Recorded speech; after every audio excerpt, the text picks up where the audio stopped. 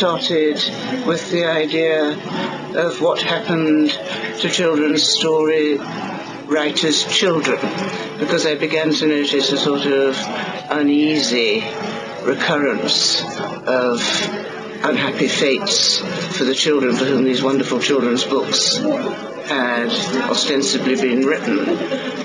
So I started there, and I started in the great period of English children's stories, the period of Kenneth Grahame and E. Nesbit and Rudyard Kipling, who's the one I love the most, and found I was writing in a sense about the golden childhood of England.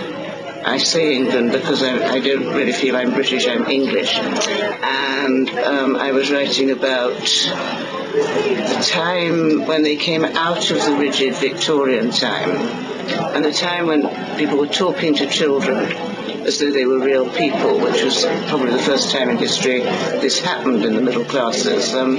Parents were going out of their way to talk to children as though they might have opinions and interests and things. And all this was very wonderful, and there was very wonderful political movements going on. And the old Queen died, and the playboy, rather elderly playboy, King Edward VII, came to the throne, and the golden children began to grow up. And I didn't realize at the beginning of writing the book that these golden children would be grown up in 1914 when the war began.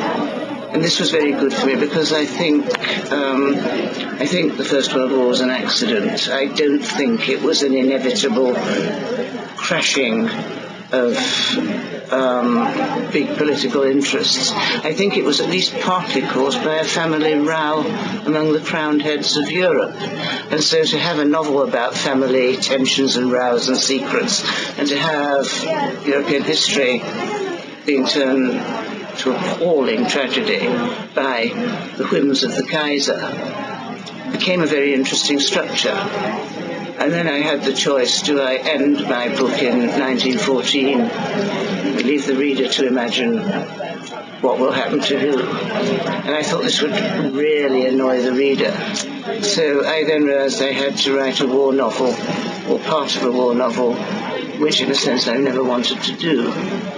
Fortunately, I have a husband who knows all there is to know about the First World War. And so, for the first time, I went into his library and read his books and was appalled.